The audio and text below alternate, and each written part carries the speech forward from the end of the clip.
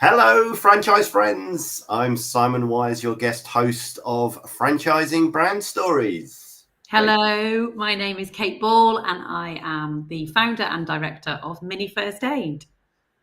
Thank you very much. And ladies and gentlemen, very warm welcome to Franchising Brand Stories. And I must kick it off with a couple of apologies. The first one, of course, is the observant of you will realise that I'm not Harvey Tuck.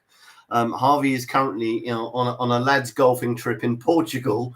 And just like his golf, the internet signal over there is extremely patchy. So unfortunately, he won't be able to join us today. But he's given me a full set of instructions, which I've got here, and he's also given me full access and control of his command center. So we'll work our way through that. I've also got to apologise that I am struggling with a bit of man flu as well. And Kate's thinking, my God, you want to have 6 children, mate. But yeah, so you might want to trim the bass off your graphic equalizer on whatever device you're using. But we'll get through it. And Harvey has given me some instructions here. And the first one he said to me is, Simon, wear hat. Now, I'm not going to wear a hat. I'm going to tell you it's behind me, hanging on my computer there. And he's also asked me to tell everybody what we do on this show. Well, we are a live stream. We are dedicated to sharing and telling franchising stories, the journeys of the founders for some of the best franchise opportunities in the UK, because we believe if you get an understanding of the story, the vision, the values and the culture, you are better aligned to make the right choice in franchising. And certainly if you use those culture, vision and values to make your selection, you'll be in a much greater position to be successful in franchising. So that's what we do. We are streaming live across all of your favorite social platforms. I will say that if you would like to say hello and put anything in the chat, please do as we go through, and we will pick up any questions that you have. So there we are, and here we go. Kate, are you all ready? I am indeed. Brilliant. Indeed. Well, listen, a very warm welcome to Franchising Brand Stories. I just want to kick off by asking you a very silly question, but something just to set the scene. What is Mini First Aid? What do you do? We teach first aid and we sell first aid products. So that's our 2 key things that we do. Fantastic. And where are you at today? I mean, how many franchisees do you have, and which parts of the country can you be found in? So we have 70 franchises and we are UK wide. So we have a couple of pockets still to full, but we are nearly at full capacity across our franchise network. So anywhere, literally anywhere in the UK, you can do a mini first aid class with us. That's brilliant. And what are the key territories you're looking at filling at the moment, just for anybody watching? Yeah, so we've got some space in Scotland. We've also got some space in the West Country. So we're recruiting in parts of Somerset and in Cornwall. And I'm just looking at my map now over my shoulder. And there's also some space in Wales and also in the Northeast as well. So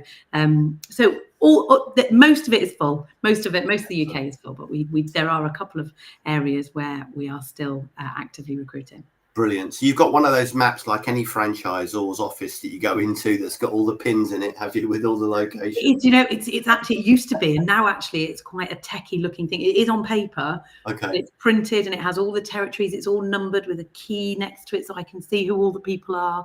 And it is lovely to see, because you walk in the office and you see we make the map green as it becomes a mini first aid territory. And Brilliant. It is super fantastic to be able to look at it and go, look at all of this coverage that we have. So yeah. Excellent. And I'm going to ask you in chapter 2 a bit about sort of the typical day in the life of a franchisee. But can you tell me, I mean, how does the franchise operate? These are all owner operators, are they? These are all owner operators? Yeah. So the majority of our franchisees come to us because they feel a sense of purpose around wanting to teach life saving.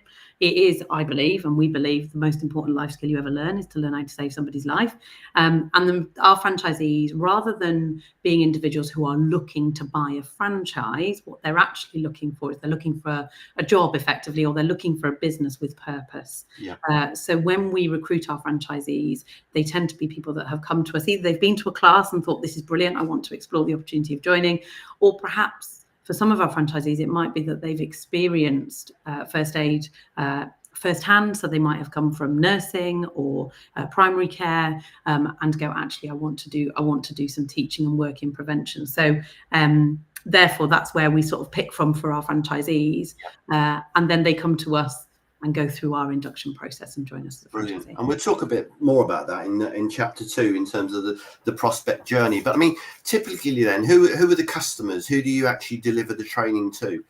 So when Mini First Aid first began, the very first product that we had was classes for parents and carers. So that's people that pretty much are expecting a baby or have just had a baby. And sometimes people come to us when their children are a little bit older. But principally, it's people on their new to parenting journey, and they want to learn the basics of first aid so that if something happens, they would know what to do. Yeah. Now the range of classes from Mini First Aid encompasses, we call it the whole family. So effectively now children can learn with us because first aid is on the national curriculum in England and Wales. So all children have to learn first aid at school. So we teach in schools. We also teach as part of adult education, where this is awareness courses for people that just want to know basic life-saving because they feel like they need to know it. And then a huge piece of work that we do is around workplace training. So people that need first aid to do their job. So whether that's that they're the at-work first aider, it might be that they work with children themselves. So we do all-encompassing areas of first aid now, so both awareness and workplace qualification courses. Fantastic. So it's really quite broad, isn't it, in terms of what the mix of business that a franchisee has access to, different marketplaces and different channels where they can deliver their training. Yeah, I mean, I basically, people will always mock me for this, but whenever people go, does Mini First Aid do this? I used to say, no, but we can. And we would add more and more courses, and everybody operationally be like, Kate, no more. We can't offer any other elements of, and actually, but now, whereas I guess our heritage is in parent and carer first aid, and that's still very much where we have the stronghold in the market, for example. Yeah. But our franchisees are coming to us now and offering a full range of courses and teams then that help them run those classes. Brilliant. And their owner operators, presumably they work from home, do they? Or do they have their own sort of premises? Yeah, so we've got a number of franchisees that have their own premises now. So they've, and some of that has been to overcome the challenges that they have in finding venues to teach their classes. But the majority of our franchisees work from home. Some of them work from shared workspaces, for example. But the premise of Mini First Aid is that we go to customer to teach. So whether that's we go to a community venue or we go to a customer's home or school or business, etc. We are seeing more of our franchisees starting to look at investing in business premises, but the majority of them still work from home. Yeah. And will they be employing additional staff as well? Yeah. So the franchisees now across our network are all, so we have 70 franchises, but across the network we have 150 first aid trainers. So the franchisees are recruiting individuals to work for them as part of their operation. And it means then that also the franchisees can be working on their business as well as in their business. So it means that they've actually got an opportunity to grow and develop their business. And some of our franchisees are actually stepping back from day-to-day teaching because they're actually now got a fully equipped team that are out running the classes in schools, in nurseries, etc. And they can be a little bit more hands-off with the teaching. It's fantastic. It's a very logical life cycle, isn't it, of an owner-operator franchise to a more of a management franchise as well. So, yeah, absolutely. And it's a big journey because certainly from its heritage, and when I first started out, it wasn't the plan or my plan to have people, recruiting and having bigger teams, but we're just a bit good at what we do. And so therefore the demand is there from customers, and therefore we're going, right, we've got to have the people, we've got to have the capacity to be able to run more classes. Brilliant. Thanks very much for that introduction. That was really, really helpful. Let's say hello to a few people that have joined us live. We have the lovely Katrina Newman, QFP. Hello, Katrina. You're very welcome. It's lovely to see you. We have Mr. Ed Purnell, looking very dapper today, Simon. Well, I'm doing my best to keep up with you, my friend. Thanks for joining us, Ed. And we've also got the lovely Tim Morris here. Tim says, evening, everyone. Sorry, I'm a bit late. Great to be here. Looking forward to listening to Kate's Mini First Aid story. Well, so are we. And thank you very much indeed. Okay. Well, listen, thanks very much for that sort of introduction. I mean, we're very clear about where you're at the moment, but just taking something from what Harvey likes to say, we're going to put you in the time machine and take you back in time, if that's what you do, And just tell us where did it all begin? What was the light bulb moment, and how did it start for Mini First? Well, so the business is 10 years old officially. So officially we registered as a limited company 10 years ago. But a couple of years prior to that, I'd started sort of playing with the concept. So I'd been running some first aid classes at home. But the foundation of Mini First Aid came from a collision of three things, really. So the first was that, very tragically, my brother had a heart condition called cardiomyopathy. And I say tragically because he didn't know that he had cardiomyopathy. And the first he knew or never knew of it was that he went into cardiac arrest. And the young people, he was 22 at the time, the young people on the scene didn't know how to, or reported that they couldn't give effective CPR. And so for our family, when my brother died, we got thumped in this emergency situation where we suddenly got told, we had a call from the police, and he had died. And we always had this question around, what if the people on the scene had been better or effective? And we don't hold any malice towards them, but it was always a thing for me. And I knew my mantra became, people have got to be able to save a life, right? Every single person, because you just never know when something's going to happen and you're the first person there, whether you're a parent, just a person in the street, at work, whatever. So that was my first thing. My second thing was that I worked for a corporate. So I worked for a big confectionery business. I worked in learning and development. I had a great job, loved it. I was away from home a lot. I traveled a lot. I was in the States. I was in Europe. I loved my job. I used to write and develop sales and customer service programs. But when I had my children, or my first child, I should say, suddenly when I went to go back to work when he was 9 months old, it wasn't as cool anymore. I suddenly didn't want to be aware. I didn't want to talk on FaceTime to a 9-month-old. So I had a desire to do a career change, to pivot and do something a little bit different. And then when I had Alfie, I also wanted to access first aid training myself for parents. I thought, I need to learn, because given this baby in the hospital, and people watching who are parents will know that there's just this overwhelming feeling of protection when you are given your child. And it particularly was massively overpowering for me with my firstborn. And I wanted to make sure that what happened to my brother never happened to him, or I could save him. And I went to go on a first aid course, and one of the challenges that I had was that I wasn't allowed to take my baby with me, and the course was going to be 6 hours in duration, which isn't compatible with being a new parent, new mum. And so it was a collision of events, really, that when I've got to do something different. So I trained up as a first aider. I had this desire that I wanted everybody to learn to save a life. I also had a background in writing really good training courses. I knew about styles of learning and how to make that stuff engaging. And I sort of mashed this together and wrote a 2-hour training course that wasn't a workplace qualification. You didn't get a qualification at the end. It just meant that you knew your stuff. Yeah. And the key thing for me is that anyone who came to my kitchen, the old cliche, sat around my kitchen table, anyone who came would leave going, thank you. If anything happens, I know what to do. And that's how it all began. And literally, people describe businesses as snowballing. I couldn't keep up. I could not keep up with the demand of people. I was upsetting my neighbours because people were parking in the wrong place. What business are you running here? Everybody coming in and out of my house or what have you. I was like, it's just a first aid business. And I recruited a very good friend of mine, who was ex-cabin crew, very highly trained in first aid, brilliant at customer service, great people person, to test running an operation in Bristol for me, where I'd grown up. And that was sort of a bit of a nod to my brother, because it was in Bristol. And originally I thought she was going to be an employee. And I took some advice from a brand called Cafe to You years ago. I met one of their directors. He said, franchise it, Kate, franchise it now, do it now. And so Zoe, who was our first Bristol franchisee, agreed to be the test for me. And we mocked together a contract. I mean, I cringe now at what we'd knocked together. And, now I think this is why operationally I have so much help around me now to take away all the mistakes that I made. And then the rest is history, really, because as Zoe became so successful in Bristol and I was still successful in Leeds, social media did its thing. People started hearing about it.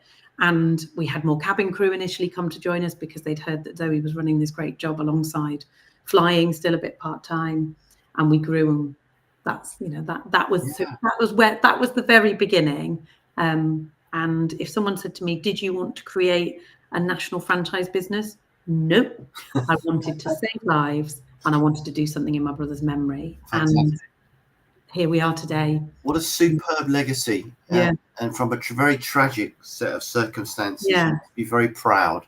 And I'm sure your brother would be very proud of you as well in terms of what you've achieved. Yeah, he's tragic that it took something like that to spur and it quite often, when I'm with when we're recruiting franchisees, when I meet franchisees, quite often there's quite a lot of emotion, or people will hear me talking or being interviewed, and I'm known for making people cry because people go, oh, that's awful, or it'll bring back a memory of something for themselves.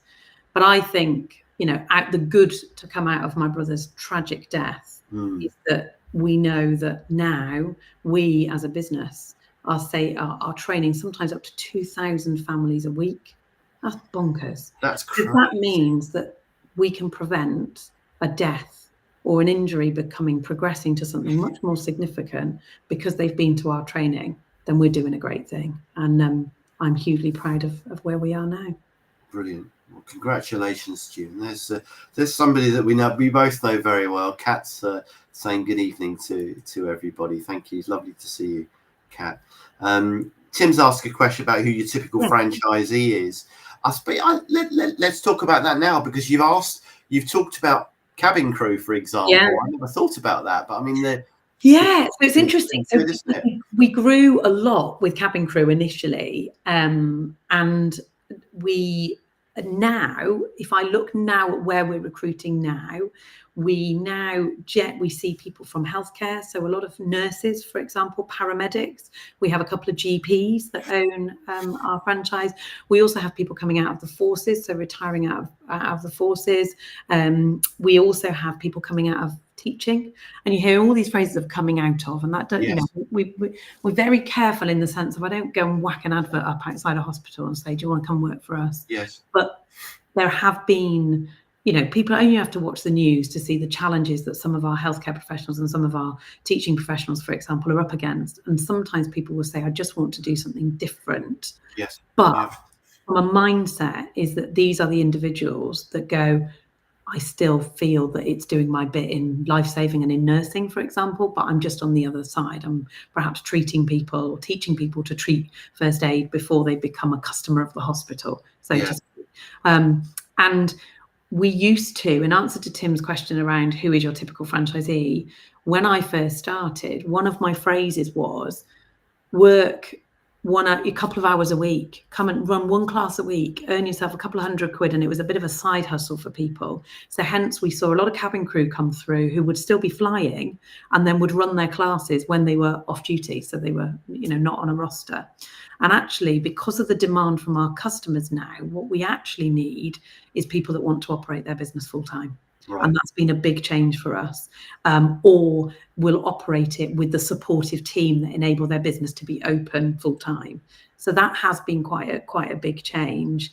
But what it does mean is that we're able to recruit people now that want to work for us as a career and not just as a side hustle. So this is a genuine career choice for people now to come and own a business with us, rather than something that they did on the side. That's really interesting, actually, because one of the questions I was going to ask you was this one here: how has the franchise model evolved as you've grown?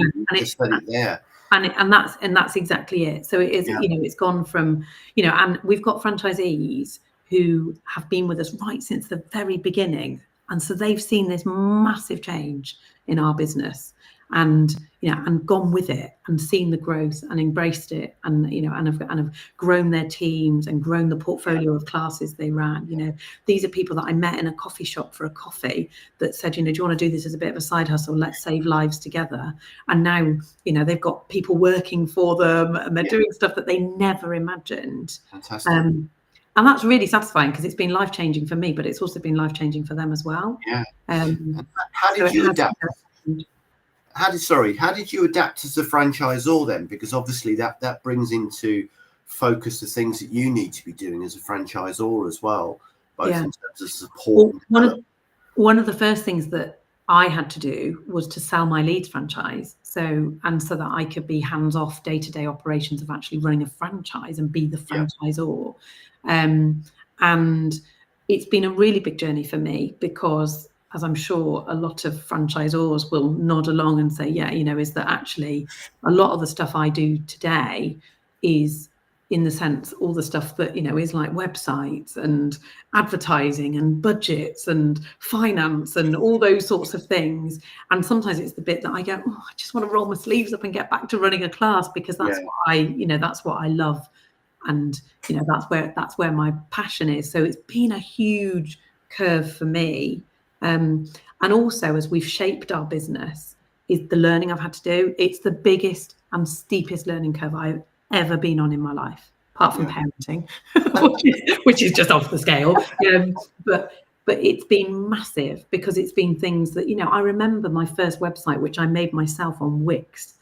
And now I think we're a few weeks off launching version 12 of our website. I mean, it's just bonkers. And our business is only 10 years old.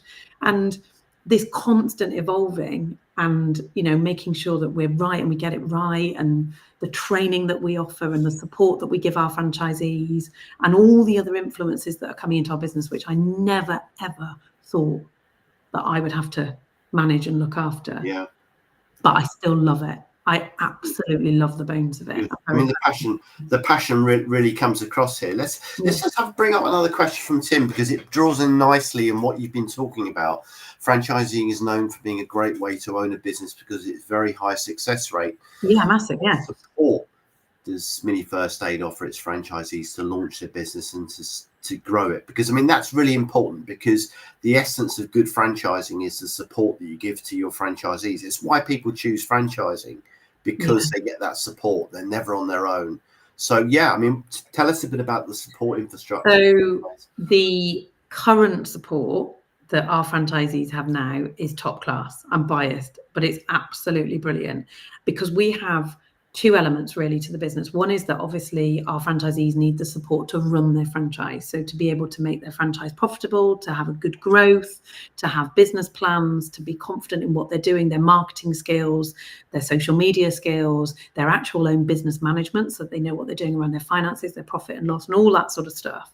So we've got that, and we've got a brilliant team that enable our franchisees right from the day they join us to have this really nurturing to support to help them run their franchises. And that's through things like collaboration stations, where we get our franchisees together and they challenge each other and solve each other's issues, to one-to-ones with our franchise manager, to support. We've got an online academy where franchisees can come and learn with us on particular areas of business.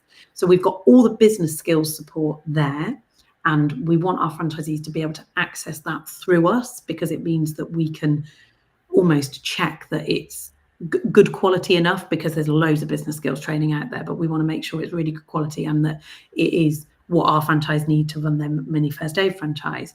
We also then have, as well as their skills-based training, we also have their first aid training. So we want to be best in class at first aid, right? So it means that when somebody is talking about first aid, yes, they might have come from healthcare, but we've also got franchisees that have worked in insurance before they came to us. So therefore, we've got to make sure that not only are they a qualified first aider, that's a given, but their knowledge is on another level.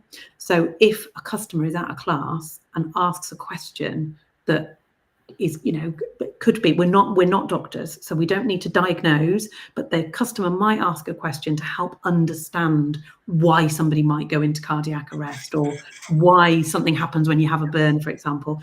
And it's our job as Mini First Aid to make sure that our franchisees and their trainers are really well equipped to answer those questions and to feel comfortable that they have that knowledge. So we are part of the first aid industry body who require 10 hours of CPD training a year, which is actually quite small. We do that in a day on our conference.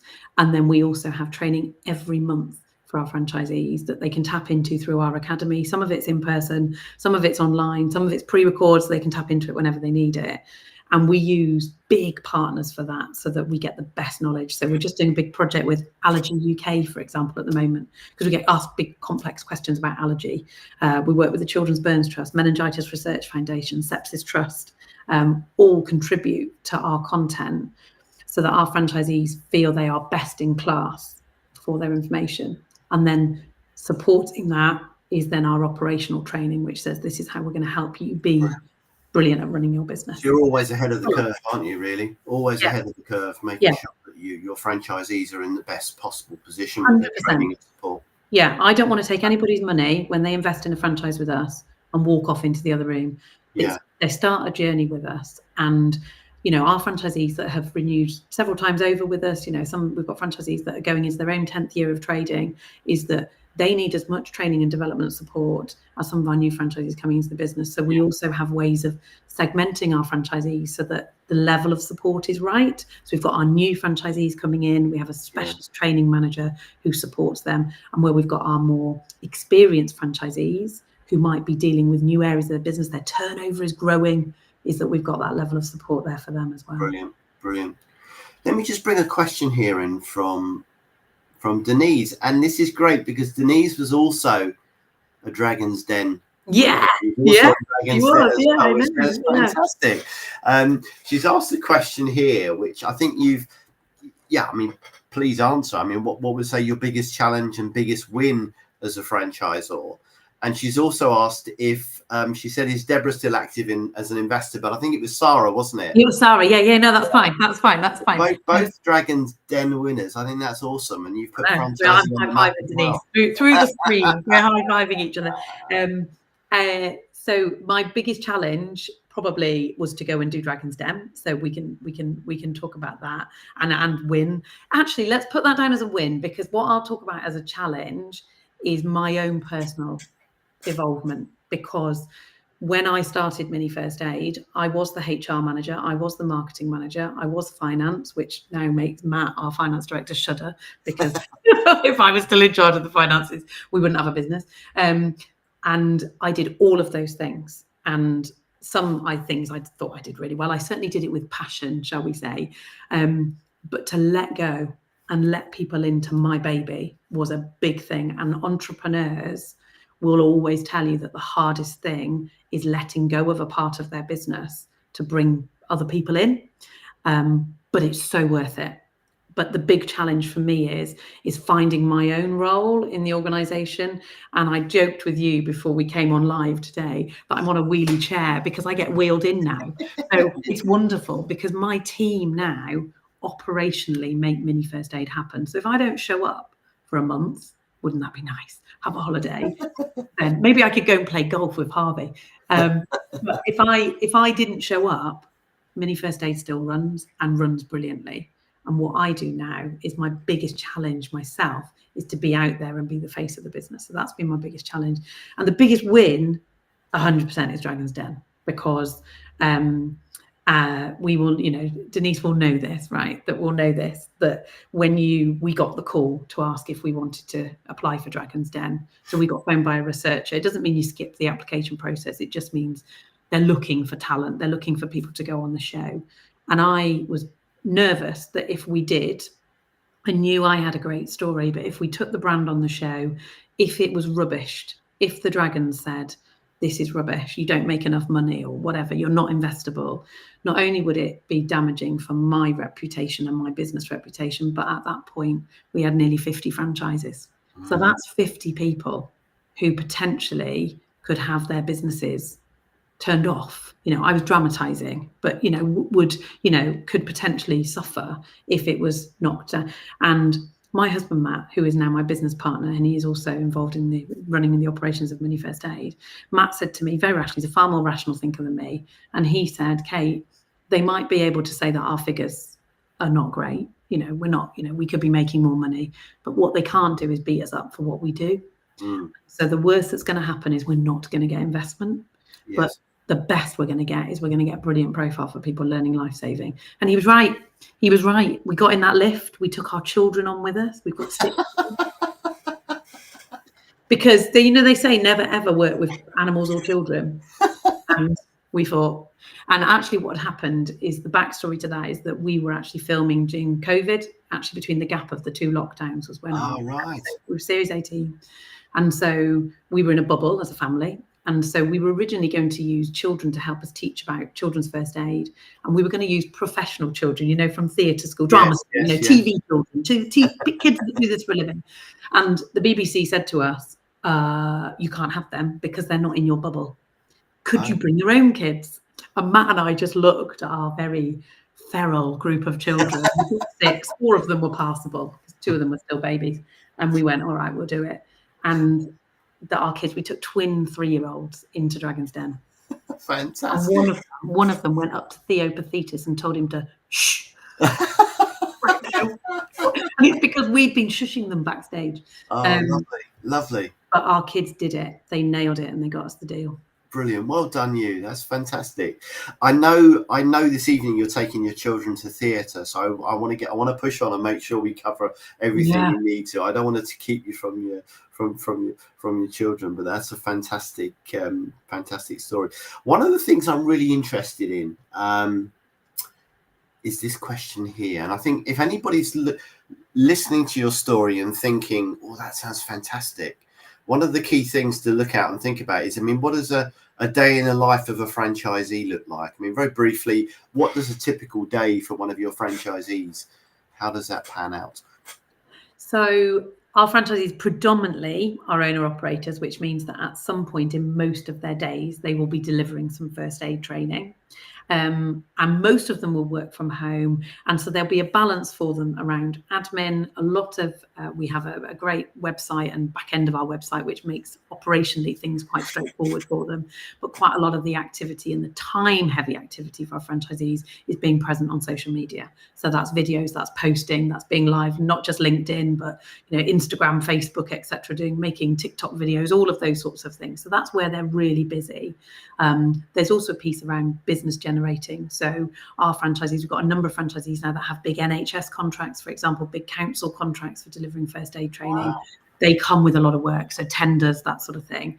So there's some admin, and then when they're out training, that is literally, if I was a trainer and I'm turning up to a venue, I'm turning up 15, 20 minutes early, I might be setting my class, putting the chairs out, getting the cushions out, chatting to the venue owner, getting the coffees on, that sort of thing, welcoming everybody, and then teaching 2 hours.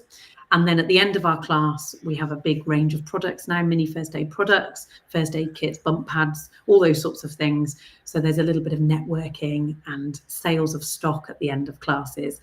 And the networking for the franchisees is really important at the end of class, because our customers are our best adverts, because they're the people that go out and say, you've got to do this class. So there's lots of video making, tagging, social media, that sort of stuff. And sometimes our franchisees will have 2 classes back to back. Sometimes they might pack up doing a parent and carer class, and then in the afternoon be off to a school to run a school assembly, followed by first aid training for year 3, 8-year-olds, for example, and doing CPR training with them. It's really varied. It's busy. Our franchisees can still choose their own hours, so they can choose to work or have their teams working to meet the demands of their customer base.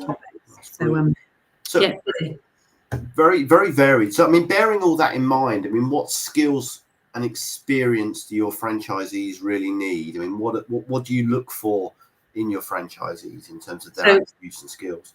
Big thing for us is the person, right? Because they're presenting, so they are a trainer. So one of the big things for our classes is that people need to be engaged with their trainer. So personality, and it doesn't mean they have to be the big bravado personality, but they have to be somebody that is good at engaging, good at eye contact, good at picking out the person that maybe looks like they might be struggling, or, we get people that come to classes that have experienced a first aid emergency and they find it very triggering. So it's being able to go, I've spotted somebody at the back of the room, I'm just going to, when they're doing the next activity, I'm going to go check in with them.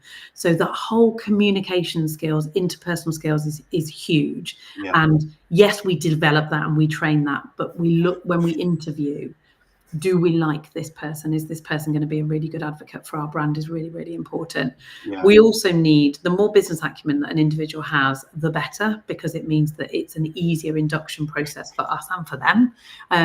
So if they've had experience in running a business before, or they know the basics of profit and loss and where they need to expend marketing budget, etc. But the person is the most important thing. And when we get our franchisees together at conference, they're all quite different, but yet they all go, oh, this is a great crowd. Yeah. It's a great crowd. And you can't teach that really, can you? That's instinctive and an individual. Yeah. Absolutely. I mean, that leads me really nicely onto, and again, I just want to make sure people get a really full picture and understanding of the potential journey. Yeah. I mean, what does that prospect journey look like? I mean, how do you know if somebody's right for the business? From that initial first phone call, just talk us through that process. And my brilliant operations team and franchise management team can take all the glory for this, because I used to meet every single person in person, and I can't anymore. I haven't got the capacity to be able to do that anymore. And actually, it's brilliant that I feel safe to hand that on to my brilliant franchise manager and training manager. So an individual will inquire, they get sent a franchise pack which tells them about whether the area is available. If it's available, great, we start, and they're interested. It explains about the costings. If it's not available as a franchise, it may be that they can come and work for us as a trainer, so work as an employee for one of our franchisees. Okay. So we have two pathways. If they're coming on board as a franchisee, then they go through a screening call, because very much when you're buying a franchise, franchisees are interviewing us as much as we're interviewing them, because they're making an investment, and they need to feel that this is the right process. And once they've had a number of calls with us and bring through that recruitment process, we bring them to interview, and we interview all of our candidates, take them through a process where we talk to them about how the model of the business works. For some, that is really introducing what a franchise even is, because as I said at the front end of our talk today, is that quite often people come to us not because they want to buy a franchise, but because they want to work in first aid education. And so we take them right back to explain how the concept of franchising works. And then once they make the decision and we go forwards to contracts and onboarding and all of that stuff, then that's where we get into the real fun bit, which is the training and the onboarding. Yeah. How long's the training then, the initial training? So we've pulled out some showstoppers in a month from signing contract. We would normally see from when somebody first makes an inquiry with us to when they're actually operating their franchise, it's normally a period of 6 months. But from actual contract signed to going live is that we have a very intensive sort of 6 weeks of training. That's not 6 weeks every day. Some of that is calls, some of that's meetings, some of that's training which they have to get on and do on our academy. They've got to go away and do their professional first aid training as well. So there's various elements. But normally, once contracts are all done, we're about 6 weeks then off a launch. Fantastic. Now, listen, as I said, I'm conscious of the time. I don't want to keep you from your. We can chat all day, can we? I'm just reading some of the comments. I'm going to say that this is and there's loads of comments in the chat, by the way, which please, by all means, at the end of, go back and answer them in the... Yes, I will, because I've had a look at a couple of them, so I will. There's some really nice comments in there. In fact, Denise and I are going to get together because we're going to swap stories. Brilliant. Talk about Sara and what we're up to. Ed asked me, what is the one thing you'd love more people to know about? From a first aid perspective, for people having a baby, I want it to be on everybody's to-do list. A bit like buying a pram. I'd like everyone to say, I'm going to buy a first aid, I'm going to buy a first aid class and a first aid kit. So just that whole awareness thing of changing the way that people see first aid, rather than it being dull and a dry subject, that they see it as something that's fun, engaging, and if, God forbid, they're in that position, that they know what they were doing. Yeah. And look, this is a question that Harvey loves, and he loves to ask it about life-changing stories. But it just occurred to me, every interaction that you have in your business is impacting and changing somebody's life, isn't it? Because if we don't go a week, and I'm not, that's not a made-up story. We don't go a week without getting an email into our head office or a message through Trustpilot or a message through our social media to say that somebody has had to use what we've taught them, and the outcome has been positive as a result. And most recently, we had somebody get in touch with us who had to give their baby CPR in the back of a moving car, but because they had known what to do, they saved that baby's life. We had huge media coverage as a result of it, which is brilliant. I mean, it's great for the brand, but ultimately, this couple still have their baby, and literally we're all in the office going, that is big stuff. And if we can provide that peace of mind for people, then we've done our job. We've 100%, 100%. Brilliant. Thank you for that. Look, we're gonna finish off with this one question, which again, I could talk to you for hours, and I'm sure our listeners would be fully engaged for many, many more hours. But one of the things we like to understand, again, if I'm a potential investor, if I'm looking at investing in Mini First Aid as a franchise, I'll be really interested to know what plans you've got in the future, how the brand's going to grow and develop, and maybe you can give us that franchising brand stories exclusive as well. Yeah, go on. Right. So the big thing for us is that as well as the franchise, our franchisees also sell products. So they sell Mini First Aid branded first aid products, and we sell through our franchisees, but also through retail as well. And we have this vision in our commercial team, so our product development, that we will have a green, as in Mini First Aid branded first aid product of every type. So if you need to buy plasters, first aid kits, bump pads, whatever it is, you will be able to get a Mini First Aid version either at one of our classes or in your local retailer. We're already in Asda, we're already in John Lewis. We want to be in the other big supermarkets. We're on Amazon, but there's lots more for us to do there. And for us, for growth, I'd love to take it overseas. And that is at the point where everybody in this office starts to shudder, because they go, oh, for goodness sake, Kate, for goodness sake. Our focus very much at the moment is our UK market, because there is so many more people to train in the UK. And we don't want to get giddy whilst we've still got opportunity here in the UK. But our plan is to go, right, this is something that's very exportable. Let's take it overseas. And we're on the journey with that. But so there we go. You heard that here first. Fantastic. Thank you very much indeed. Kate, we're going to leave it there. As I said, there are a few more comments coming in, but we can take our time and answer. Yeah, absolutely. We'll put back in. Thank you. I just find your story is so inspiring. Thank you. And thank you very much for sharing that with everybody. And what's the best way to reach you if somebody is interested in having a chat to either you or your team? Yeah, so Mini First Aid website, minifirstaid.co.uk. That's the best way. You can fill the contact form in. If you prefer to chat through LinkedIn, I've got a LinkedIn profile, so have Mini First Aid, and also all the socials. Just search for Mini First Aid, you'll find us, no problem. Brilliant. And we've got a little QR code on the screen as well. So if you're watching this live or any time in the future, if you scan that, then we can also put you in touch with people there as well. Amazing. Thank you. Listen, I'm not going to keep you any longer. I just want to say thank you very much indeed. Thank you for putting up with my crazy voice. Thank you for inviting me. It's an absolute pleasure. And your story is a real inspiration to everybody.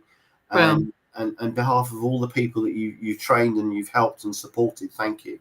Thank you very much indeed. And go and have a lovely evening with your children. Thank you very much. All right. We'll end it there. Thanks very much. Take care. Bye-bye. Bye-bye. Bye, everybody.